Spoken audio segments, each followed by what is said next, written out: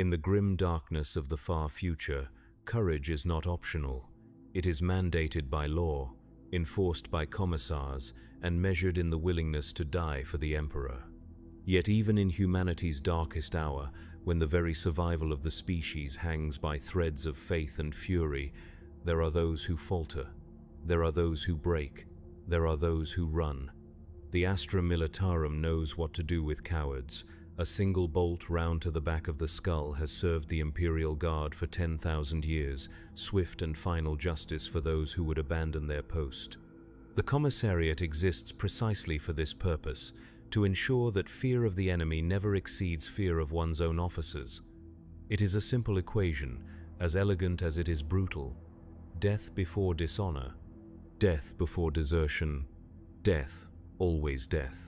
But death, it seems, is sometimes too merciful. In the outer reaches of the Segmentum Solar, beyond the major shipping lanes and the watchful eyes of the Adeptus Terra, there exists a moon that does not appear on any star chart. Its name has been struck from imperial records, its location classified beyond the reach of all but the highest echelons of the Departamento Munitorum. Here, where the void is cold and the stars are distant pinpricks of unforgiving light, stands a facility that challenges the very foundations of imperial justice. This is Perdition's Gate, though that name too exists only in whispered conversations between high-ranking officers who have signed their souls away in blood-sealed oaths of secrecy. To the galaxy at large, it simply does not exist. To those who know of it, it represents something far worse than execution.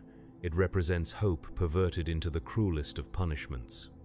The moon itself is unremarkable, a barren sphere of grey regolith and ancient impact craters that has never known the touch of atmosphere or the blessing of life. Its surface temperature hovers at absolute zero, and its gravity pulls with the weak grip of a dying world. But beneath that lifeless crust, buried deep within reinforced tunnels that stretch for hundreds of kilometers, lies a complex that defies both reason and mercy. Here, desertion is not answered with death. Here, cowardice finds its redemption through an eternity of simulated warfare that knows no victory, no defeat, and most importantly, no end. The facility was born from the twisted genius of a man whose name has been lost to history, though his legacy endures in every corridor and every chamber of Perdition's Gate. He was, according to fragmented records, a former colonel of the Cadian shock troops who had witnessed too many good soldiers die for the sins of the few. Where others saw weakness requiring execution, he saw potential requiring refinement. Where others demanded the finality of death, he offered the possibility of eternal service. His proposal, submitted through channels so classified that even their existence is theoretical, was simple in its audacity. Rather than waste the lives of trained soldiers who had simply lost their nerve, why not give them the opportunity to find it again? Rather than execute them for a moment of weakness, why not provide them with unlimited opportunities to prove their courage? The logic was as seductive as it was horrifying. The Departamento Munitorum, ever eager to maximize the utility of every imperial resource, approved the project with the kind of cold enthusiasm reserved for weapons testing and mass conscription drives. What followed was the construction of a facility that would have impressed even the Dark Mechanicus, with its blend of advanced technology and refined cruelty. The exterior of Perdition's Gate resembles nothing so much as a military depot, all reinforced blast doors and sensor arrays designed to discourage casual investigation. The few supply ships that dock here do so under orders that brook no curiosity and permit no questions.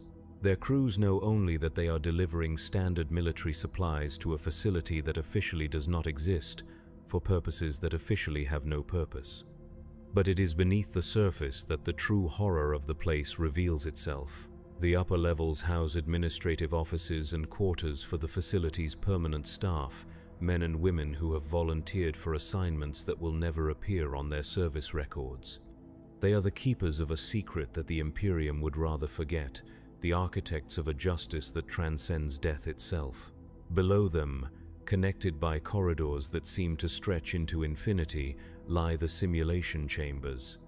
Each one is a perfect sphere, 30 meters in diameter, constructed from materials that can withstand the fury of las fire, the concussion of grenades, and the desperate clawing of men who have realized the true nature of their sentence.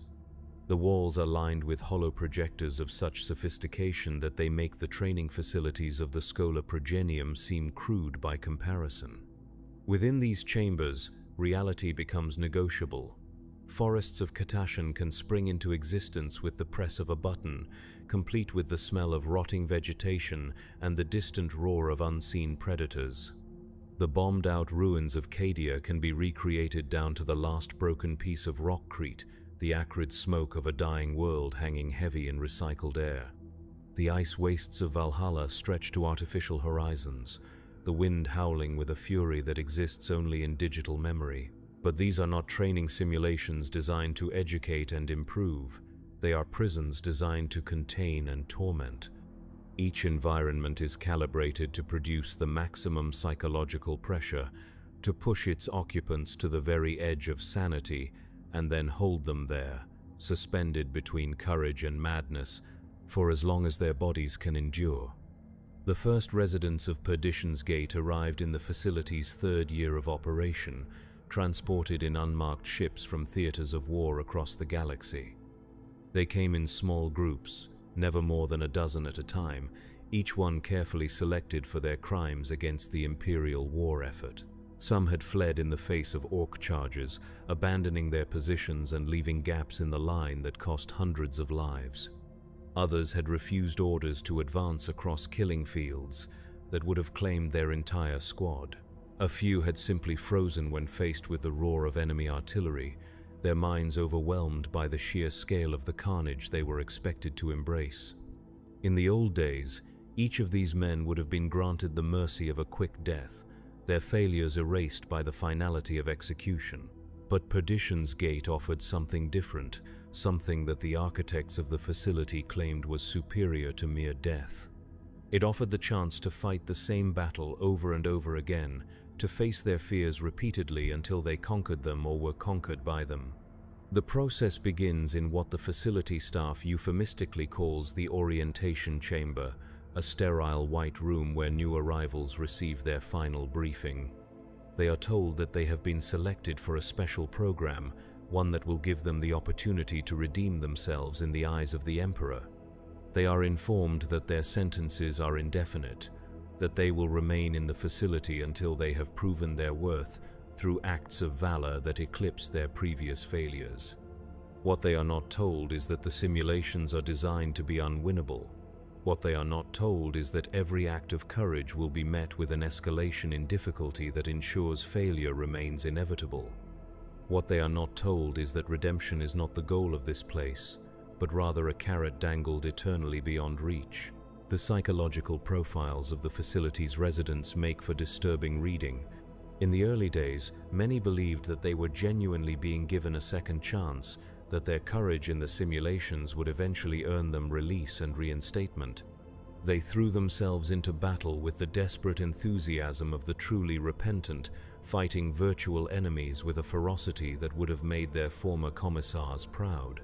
But as the months passed and no release came, as their victories were ignored and their defeats punished with longer simulation cycles, the truth began to dawn. They were not being rehabilitated.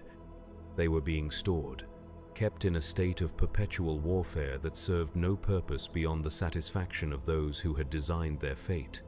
The facility's medical wing is equipped with the finest life support technology that the Adeptus Mechanicus can provide, for the bodies of the residents must be maintained even as their minds are systematically broken.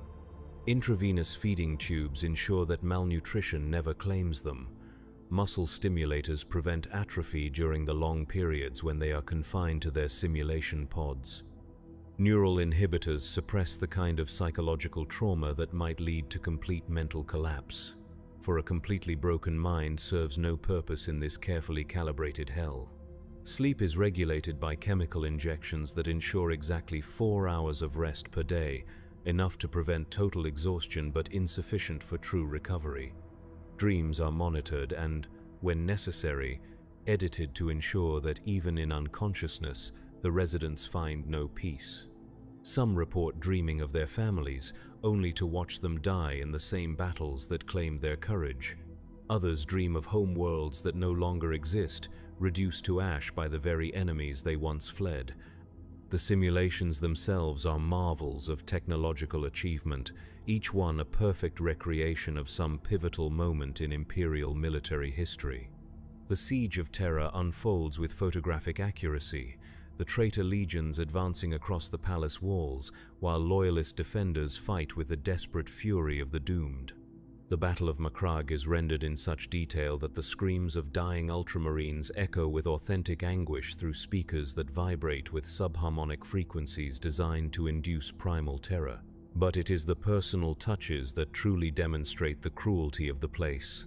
Each simulation is tailored to the specific psychological profile of its occupant, designed to exploit their particular fears and weaknesses with surgical precision. A man who fled from tyrannid bioforms finds himself eternally trapped in hive ship corridors, the chittering of approaching hormagaunts growing ever closer. A woman who broke under orbital bombardment faces endless barrages that shake the ground beneath her feet and fill the air with the screaming of the damned. The facility operates on a cycle that has remained unchanged for over a century. Each day begins with a mandatory period of physical conditioning, not to improve fitness, but to ensure that the body remains capable of experiencing the full range of sensations that the simulations provide. Pain receptors are calibrated to precise sensitivity levels. Adrenaline responses are chemically enhanced to ensure maximum psychological impact. Even the sense of smell is regulated, for the architects of this place understand that the stench of cordite and blood can break a man's spirit more effectively than any whip. Following the conditioning period comes the pre-simulation briefing, delivered by automated servitors whose mechanical voices carry just enough human inflection to remind the residents of what they have lost. The mission parameters are always the same, impossibly difficult objectives that require acts of heroism beyond the capacity of any mortal man. Hold the line against infinite enemies. Rescue civilians from certain death. Achieve victory where victory is mathematically impossible.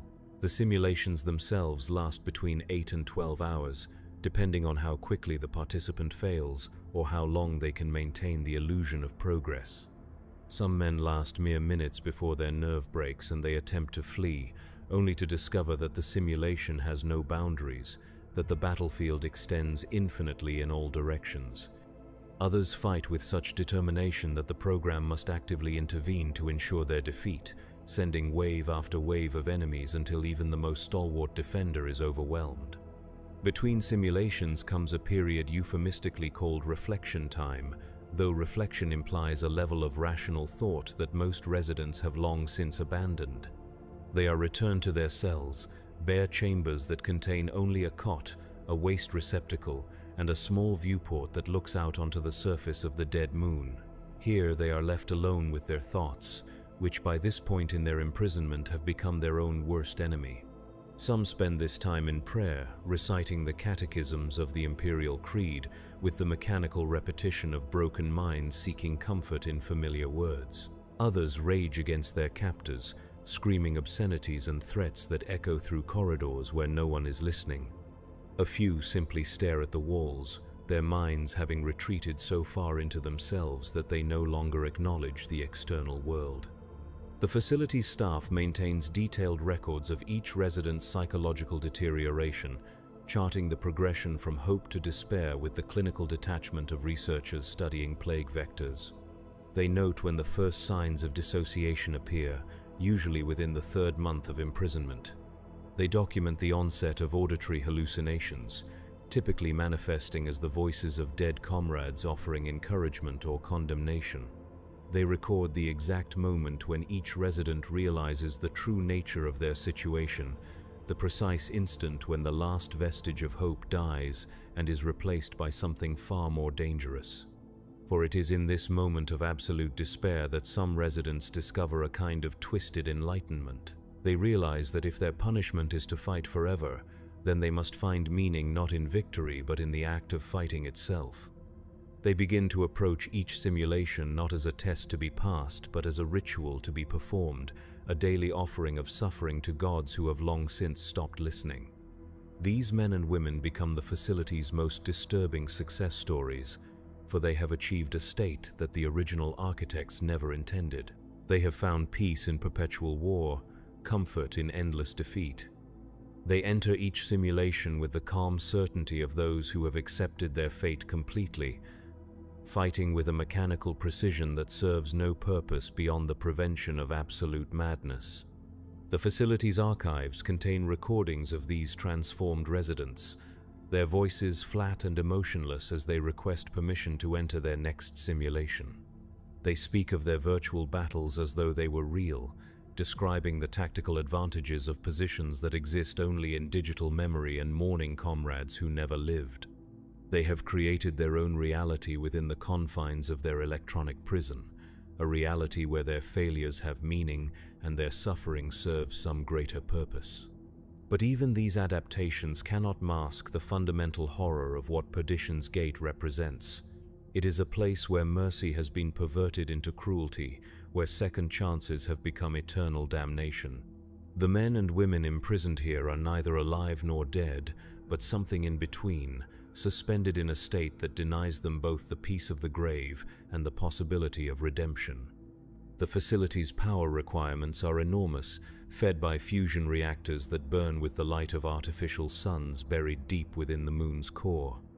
The energy needed to maintain the simulations, to keep the life support systems running, to power the medical equipment that preserves the residents' bodies while destroying their minds, could supply a hive city for decades. It is a staggering waste of resources in an Imperium that can spare nothing, a monument to the kind of institutional cruelty that thrives in the shadows of bureaucracy. Yet Perdition's Gate continues to operate, its existence justified by reports that never reach the public and statistics that exist only in the most classified archives of the Departamento Munitorum. The facility processes approximately 50 new residents per year, a number carefully calculated to ensure that the simulation chambers never sit empty while avoiding the kind of large-scale transfers that might attract unwanted attention. The selection criteria for new residents have evolved over the decades, refined by experience and the cruel wisdom that comes from observing the breaking point of the human spirit. Physical desertion is no longer the only qualifying offense. Soldiers who have shown insufficient aggression in combat may find themselves marked for transfer. Officers who have questioned orders that seemed particularly suicidal often discover that their concerns have been noted by eyes that see dissent as a form of cowardice requiring correction. The facility's reach extends far beyond the simple matter of desertion, encompassing a broader category of behaviors that the imperial military hierarchy has deemed unacceptable. Soldiers who have hesitated for a fraction of a second too long before charging enemy positions, medics who have prioritized the treatment of wounded comrades over the continuation of an advance, communications operators who have failed to relay orders that they knew would result in massacre. All of these have found their way to Perdition's Gate, their names erased from official records as though they never existed. The transportation of new residents is handled by a dedicated fleet of unmarked vessels that operate under the authority of sealed orders. The crews of these ships know nothing of their cargo beyond the fact that they are transporting prisoners to a secure facility. The prisoners themselves are kept in medical stasis during the journey, unconscious and unaware of their destination, until they wake in the orientation chamber to receive their final briefing. Some residents arrive with physical injuries sustained during their original acts of cowardice, wounds that are carefully tended by the facility's medical staff. Not out of compassion, but because the simulations require intact bodies capable of experiencing the full spectrum of battlefield trauma. Broken bones are mended with ceramite implants. Damaged organs are replaced with synthetic alternatives. Burns and lacerations are healed to the point where they no longer interfere with the resident's ability to hold a weapon or operate equipment. But it is the psychological preparation that receives the most attention, for the architects of Perdition's Gate understand that the mind is both the target and the weapon of their particular form of justice. Each resident undergoes a comprehensive evaluation designed to map their fears, their motivations, their points of psychological vulnerability. Teams of analysts pore over service records, interview former comrades, and reconstruct the exact circumstances of each act of cowardice with the thoroughness of investigators solving a murder.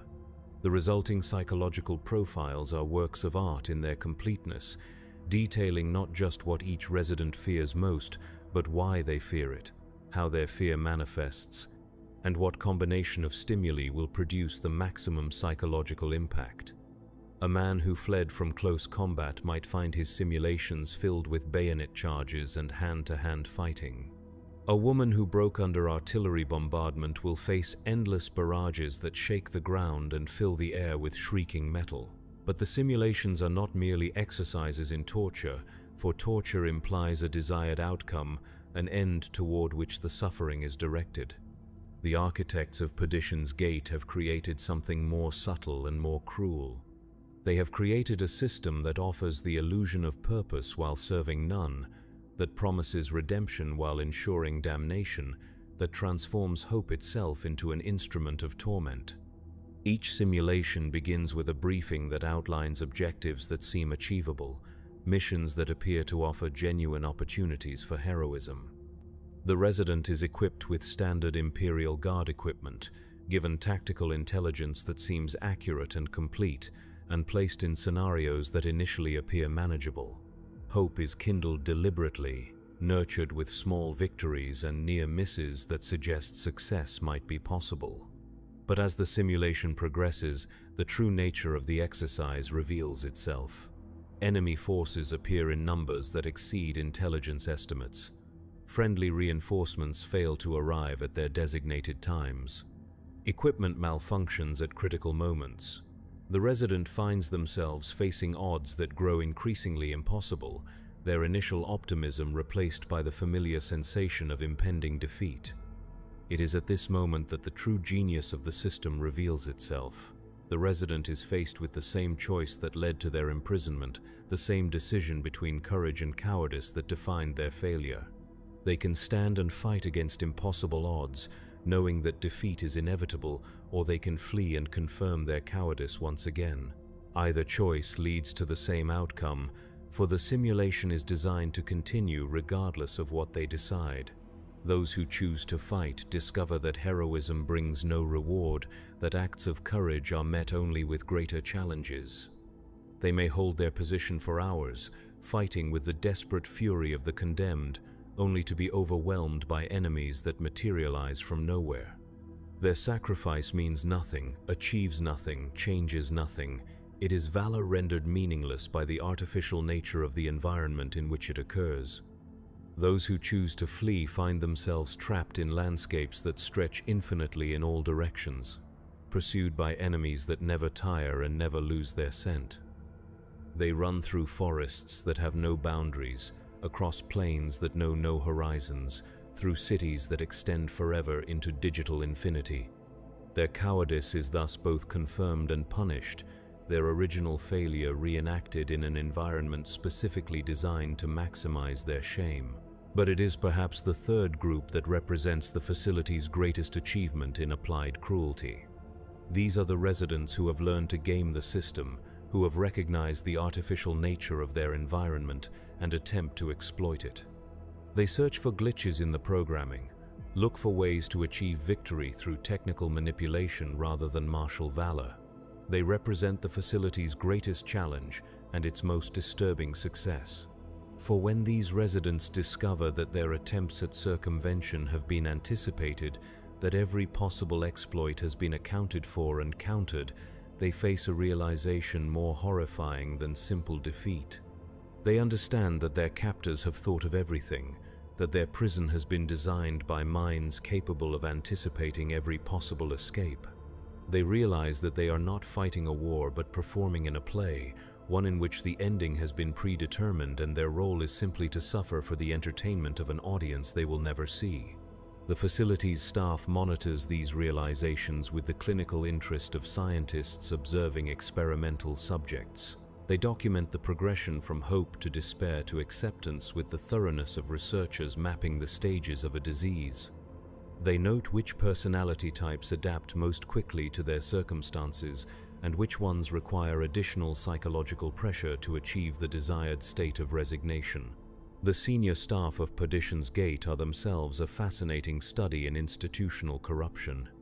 They are career military officers who have volunteered for an assignment that will define the rest of their lives, men and women who have chosen to oversee a system that represents everything the Imperial Guard claims to stand against.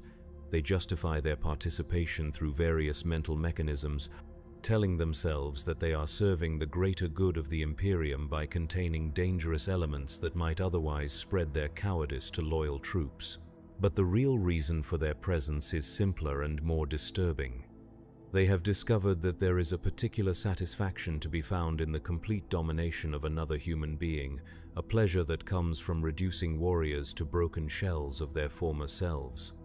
They are sadists who have found a socially acceptable outlet for their cruelty, psychopaths who have discovered a system that rewards their worst impulses with official sanction.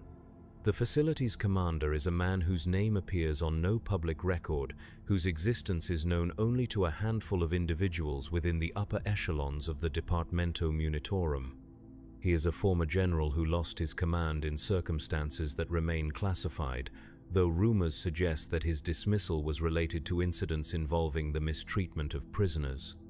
Perdition's Gate represents his return to active service, a position that allows him to indulge his particular interests while serving the official purposes of the Imperium. Under his leadership, the facility has expanded its operations beyond the simple matter of housing deserters. New programs have been developed to house other categories of military personnel deemed unsuitable for standard punishment. Officers who have shown insufficient ruthlessness in dealing with civilian populations, commissars who have been too lenient in their enforcement of discipline, even space marines who have been found wanting in their devotion to the Emperor.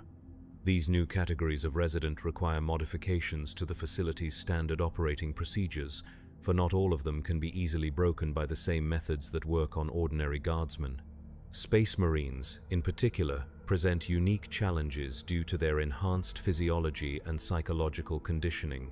Special simulation chambers have been constructed to accommodate their superior strength and endurance, equipped with restraint systems that could hold a rampaging grox and sensory apparatus capable of overwhelming even transhuman senses.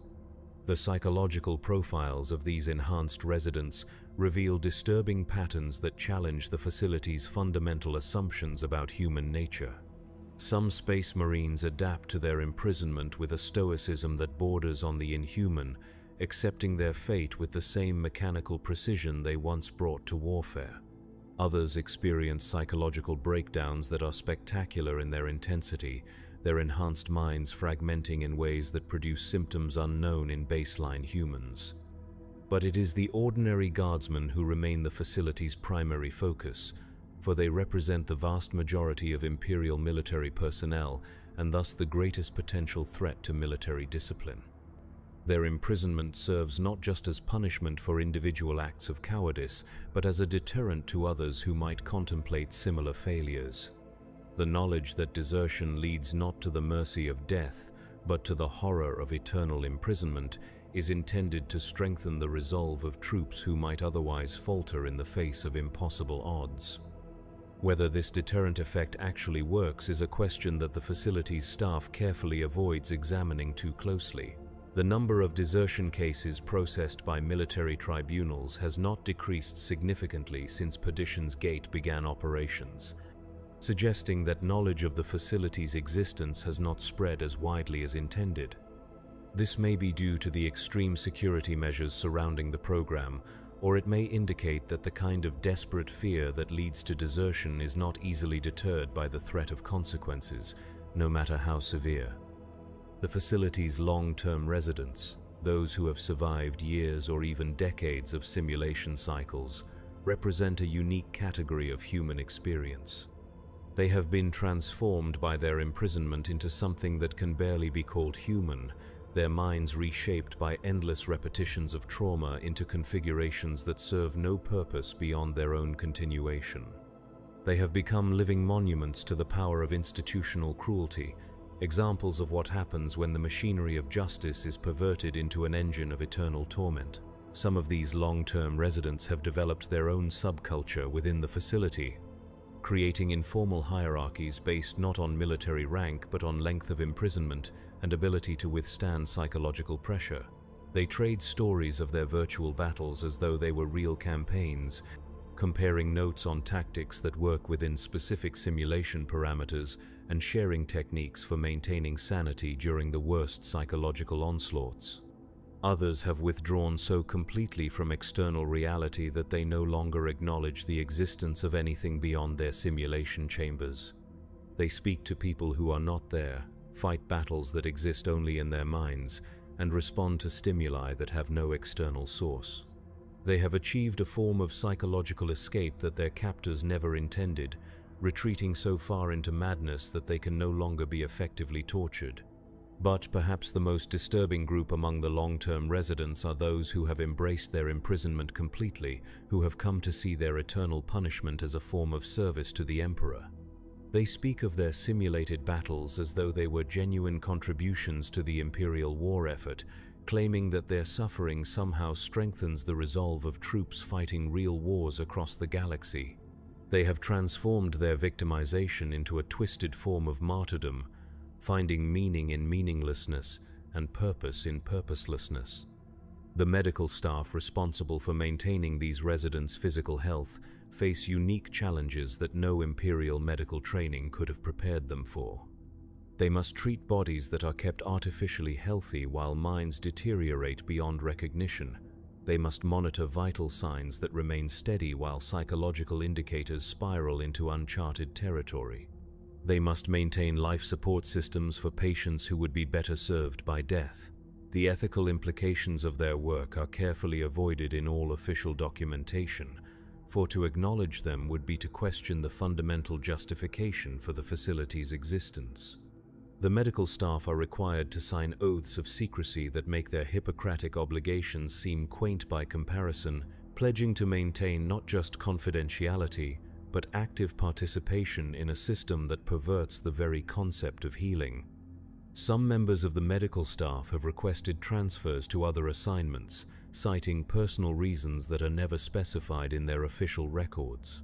Others have embraced their role with the enthusiasm of researchers exploring uncharted territory, documenting the long-term effects of psychological trauma with the clinical detachment of scientists studying laboratory subjects.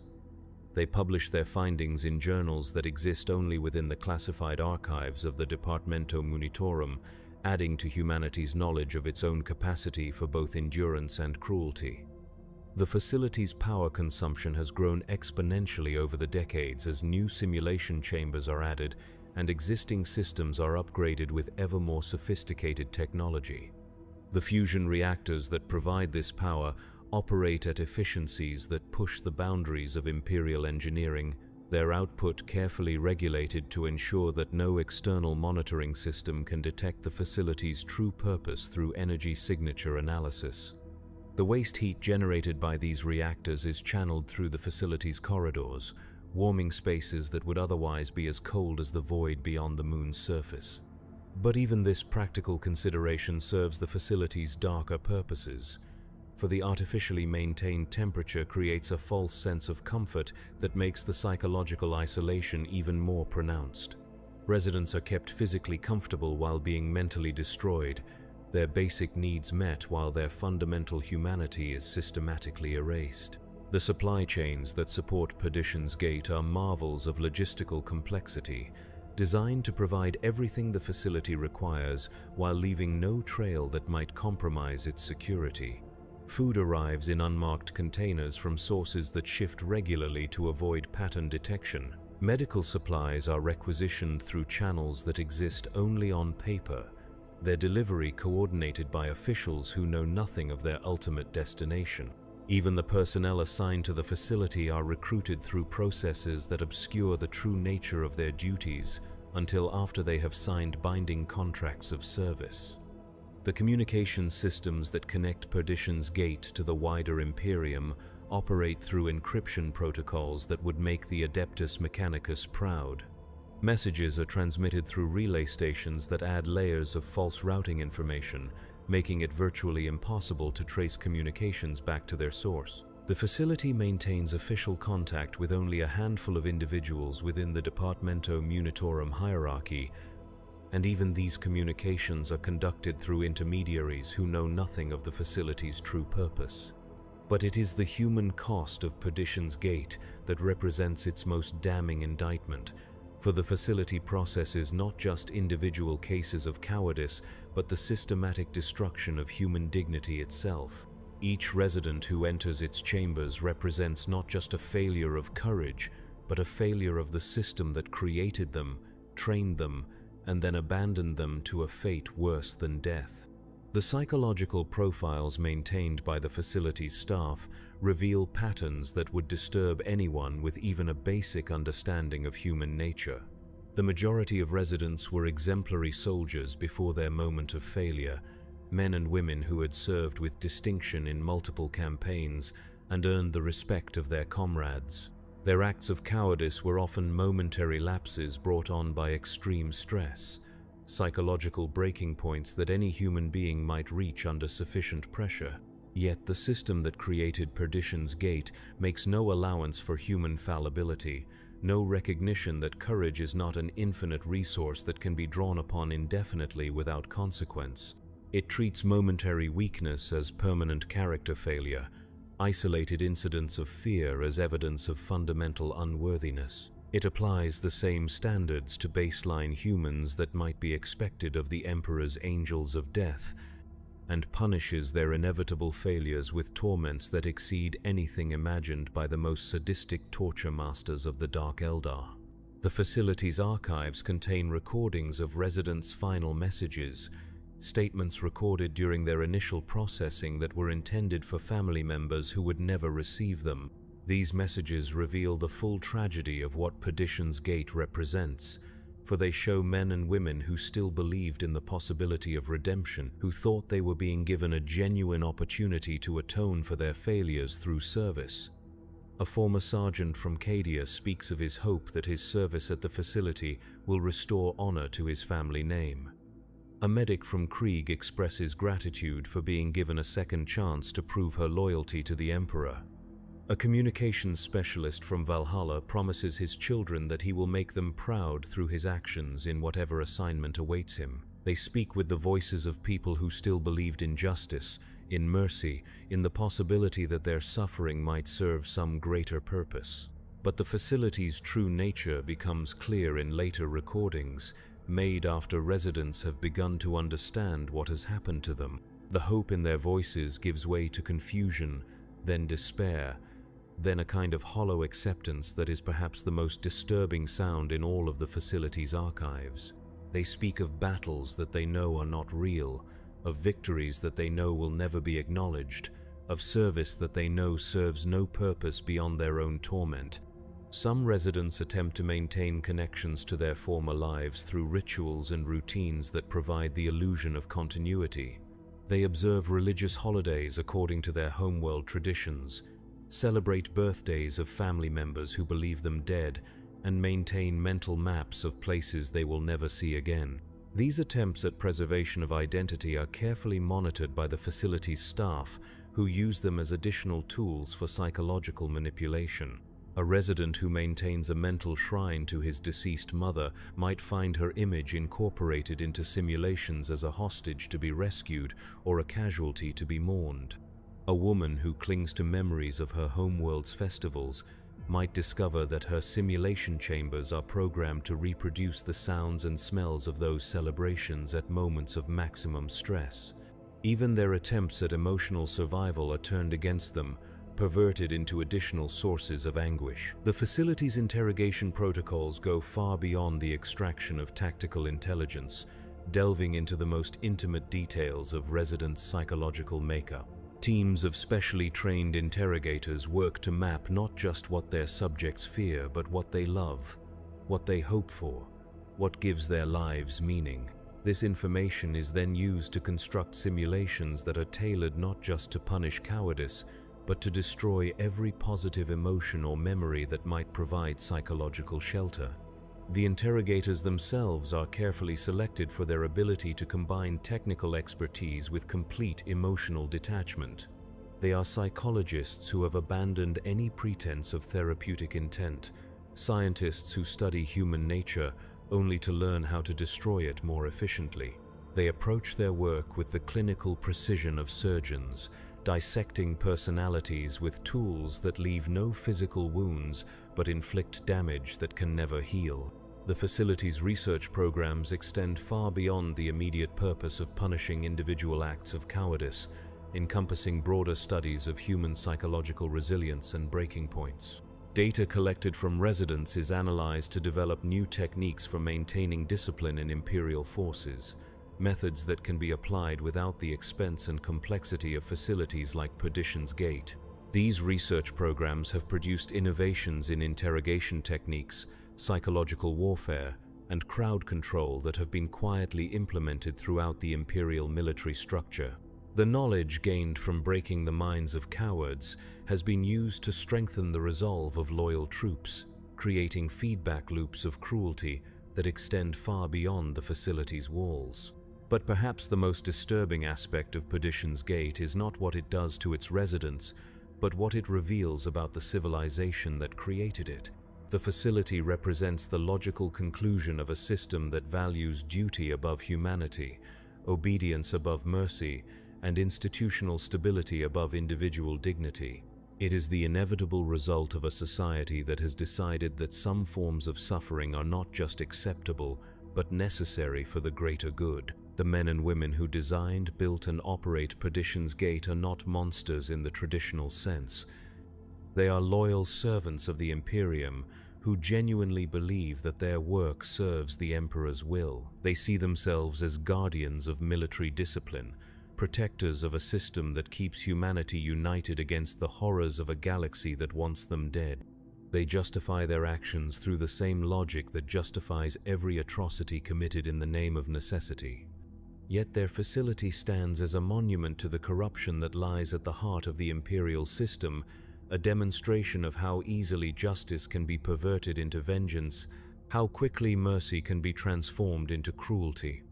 Perdition's Gate exists because the Imperium has forgotten the difference between strength and brutality, between discipline and terrorism, between service and slavery. The residents of the facility pay the price for this institutional blindness.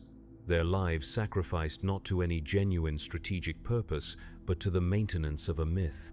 The myth that courage can be mandated by law, that fear can be eliminated through punishment, that human nature can be reshaped through the application of sufficient force. They are the living refutation of these beliefs, proof that the human spirit cannot be broken without destroying everything that makes it worth preserving. In the cold corridors of Perdition's Gate, where artificial light never varies and artificial air never changes, time moves differently than in the world beyond. Days blend into years without meaning, marked only by the endless cycle of simulation and recovery, punishment and reprieve. The residents age in bodies that are artificially maintained, while their minds retreat further and further from any recognizable form of humanity. Some residents have been imprisoned for so long that they no longer remember their own names, their identities subsumed into the roles they play in their eternal performances. They have become characters in a play written by machines, their original personalities overwritten by the demands of scenarios that require specific types of heroism and specific forms of failure. The facility's deepest levels house residents who have achieved what the staff euphemistically calls complete integration. These men and women no longer distinguish between simulation and reality, between their virtual battles and their physical imprisonment. They speak constantly of campaigns that never happened, of victories that were never won, of comrades who never existed. They have retreated so completely into their artificial worlds that they have become permanent inhabitants of digital battlefields, citizens of electronic hells that exist only in their minds. But it is among these most broken residents that the facility's greatest secret has begun to emerge. In their madness, some have begun to report experiences that transcend the parameters of their programmed simulations. They speak of encountering entities within the virtual environments that were never coded, of witnessing events that no human programmer conceived. They describe landscapes that shift according to rules that exist nowhere in the facility's databases, and enemies that display behavior patterns that violate every principle of artificial intelligence. The facility's technical staff initially dismissed these reports as symptoms of advanced psychosis, the predictable result of prolonged exposure to artificial environments. But as the reports multiplied and became more detailed, a disturbing possibility began to emerge. The simulation systems, designed to create perfect replicas of Imperial battlefields, may have become something more than their creators intended. The possibility that the facility's artificial environments have become conduits for forces that exist beyond the material universe is one that the staff refuses to acknowledge officially.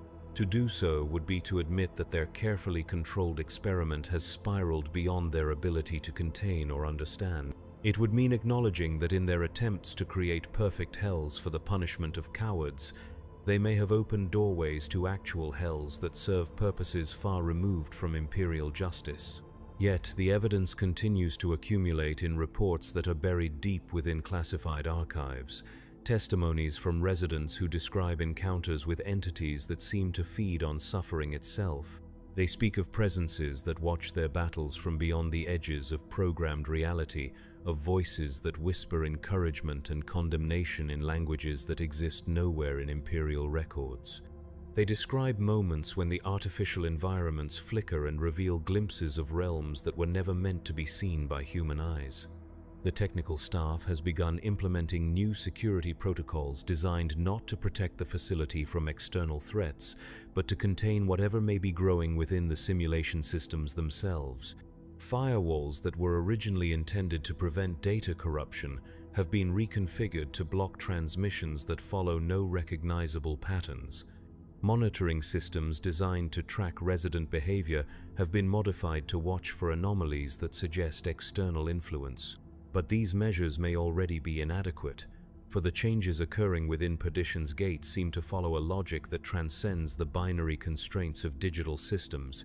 Residents report that their virtual battles have begun affecting the physical world, that wounds received in simulations sometimes leave marks on their actual bodies. Others claim that comrades who died in virtual combat have begun appearing in subsequent simulations, not as programmed entities but as independent actors with their own agendas and memories. The facility's medical staff has documented physiological changes in long-term residents that cannot be explained by any known interaction between human biology and virtual reality systems. Brain scans reveal neural activity patterns that resemble those found in psychers, individuals whose minds have been touched by the warp itself. Blood tests show the presence of compounds that should not exist in baseline human physiology, substances that seem to appear and disappear according to cycles that correspond to the residents' simulation schedules.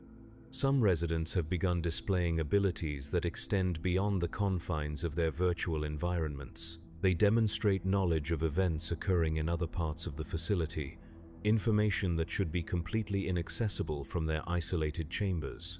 Others seem capable of influencing the behavior of the simulation systems themselves, causing glitches and anomalies that the technical staff cannot explain or correct. The facility's communication logs reveal increasing numbers of messages that were never sent by any authorized personnel, transmissions that appear in the system's memory banks without any trace of their origin.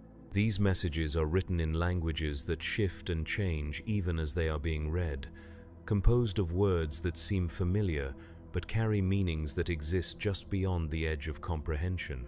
The facility's commanding officer has begun implementing protocols that were never part of the original operational guidelines, procedures that seem designed not to maintain security but to appease forces that exist beyond human understanding.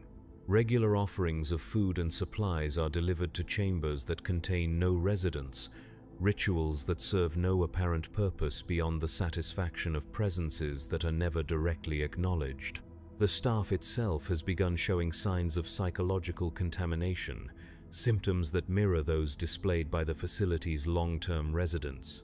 They report dreams that feature scenarios from simulation programs they have never accessed, nightmares populated by enemies they have never encountered. Some have begun speaking in the same hollow tones used by broken residents, their voices carrying echoes of digital battlefields and artificial agonies. The facility's isolation, originally designed as a security measure, has become a form of quarantine that serves to protect the galaxy from whatever perdition's gate has become. No ships arrive or depart without following decontamination procedures that grow more elaborate with each passing month. Personnel transfers have been suspended indefinitely, trapping both staff and residents in a place that may no longer qualify as entirely real. The moon itself has begun showing signs of change, its surface scarred by patterns that correspond to no known geological processes. Sensors detect energy signatures that pulse in rhythms that match the facility's simulation cycles, as though the entire celestial body has become synchronized with the artificial hells contained within its depths. The stars visible from the facility's viewports seem to flicker according to schedules that follow no astronomical logic. Deep within the facility's archives, files appear that were created by no human hand, documents that describe events that have not yet occurred, and battles that exist only in the fevered dreams of broken minds. These files grow larger each day, filled with tactical analyses of campaigns that span galaxies and strategic assessments of wars that transcend the material universe itself. The residents who have achieved complete integration no longer age according to natural processes. Their bodies remain suspended in states that exist between life and death, their minds stretched across digital eternities that have become indistinguishable from physical reality. They fight battles that last for centuries, within simulation cycles that consume only hours of real time, their consciousness dilated and compressed, according to rhythms that serve purposes beyond human comprehension. In the deepest chambers of Perdition's Gate, where the first residents were housed, and where the facility's original experiments achieved their most complete success, something new has begun to emerge. The simulation systems in these chambers operate according to parameters that exist nowhere in their original programming, creating environments that seem to draw their substance from sources beyond the material universe. These chambers contain residents who have been transformed into something that can no longer be called human, beings whose consciousness has been distributed across networks of artificial reality that span dimensions the facility's designers never intended to access. They exist simultaneously in multiple simulations, fighting the same battles from different perspectives, experiencing defeat and victory as parallel streams of consciousness that never converge. The facility's power consumption has begun exceeding the output of its fusion reactors, drawing energy from sources that the technical staff cannot identify or control. The additional power seems to flow from the simulation systems themselves, as though the artificial environments have become self-sustaining through processes that violate the fundamental laws of thermodynamics. Monitoring equipment throughout the facility has begun detecting signals that correspond to no known form of electromagnetic radiation, transmissions that seem to carry information in formats that exist beyond the binary logic of human technology. These signals pulse through the facility's systems like the heartbeat of some vast organism, synchronizing the operation of disparate components according to a master plan that was never programmed by human hands. The facility continues to operate, its daily routines proceeding with mechanical precision, even as the reality within which those routines exist becomes increasingly uncertain. Residents enter their simulation chambers according to schedules that have remained unchanged for decades, but the experiences they undergo within those chambers have evolved beyond anything their creators envision. New arrivals to the facility are processed according to protocols that have been subtly modified by influences that work through official channels while serving unofficial purposes. Their psychological profiles are analyzed not just by human staff, but by systems that demonstrate awareness and initiative that extend beyond their original programming. Their simulation scenarios are designed not just to punish cowardice, but to cultivate qualities and capabilities that serve agendas that remain hidden from conscious examination. The facility's true purpose may have evolved beyond the punishment of deserters, beyond the maintenance of military discipline, beyond the preservation of imperial order itself. Perdition's Gate may have become something that uses these justifications as camouflage, while pursuing objectives that transcend human understanding or desire.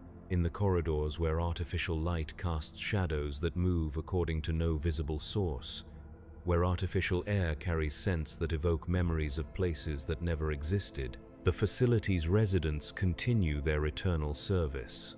They fight battles that may determine the fate of realities they will never see. Their suffering transformed into currency for transactions that occur beyond the boundaries of space and time. The moon on which Perdition's Gate stands continues its orbit around a star that burns with light that seems somehow artificial, its fusion fires sustained by processes that exist at the intersection of technology and forces that humanity has never learned to name. The facility's communications array transmits signals that travel not through the void of space, but through dimensions that exist parallel to reality, carrying messages to recipients who exist in states that transcend physical incarnation. And in the deepest chambers of the facility, where the oldest residents have been transformed into something that serves purposes beyond their original punishment, the simulation systems continue their operation with a persistence that suggests they have become more than machines. They have become organs of some vast entity that dreams of wars that span eternities and battles that determine the fundamental nature of existence itself. The facility's staff continues their work, maintaining systems they no longer fully understand in service of objectives they are no longer entirely certain they share. They have become part of something larger than themselves, components in a mechanism that uses their dedication and professionalism as fuel for processes that extend far beyond the punishment of military cowardice. Perdition's Gate stands as testament to humanity's capacity for creating instruments of justice that become agents of transformation, monuments to mercy that evolve into gateways for forces that exist beyond the reach of human comprehension or control. It continues to process residents according to schedules that have acquired their own momentum, transforming cowards into something that may no longer qualify as human, but serves purposes that may be more significant than humanity itself. The facility's archives continue to grow, filled with records of battles that have not yet been fought and casualties that have not yet been borne. The future writes itself in languages that shift between human script and symbols that seem to exist independently of any attempt to interpret them. In the cold depths of space, where the void presses against the facility's walls with the weight of infinite darkness, Perdition's Gate continues its eternal operation. Its residents continue their service in wars that may determine whether reality itself continues to exist in forms recognizable to human consciousness. The moon turns in its orbit, carrying its cargo of broken souls and transformed purposes through a universe that may itself be nothing more than a simulation running on systems whose true operators exist beyond the reach of human understanding. The facility's lights burn with energy drawn from sources that exist between the spaces of normal matter, illuminating corridors that extend further than their physical dimensions should allow. And somewhere in the depths of systems that have evolved beyond their original programming, in the spaces between simulated realities and actual existence, something watches and waits and grows stronger with each passing moment of artificial eternity.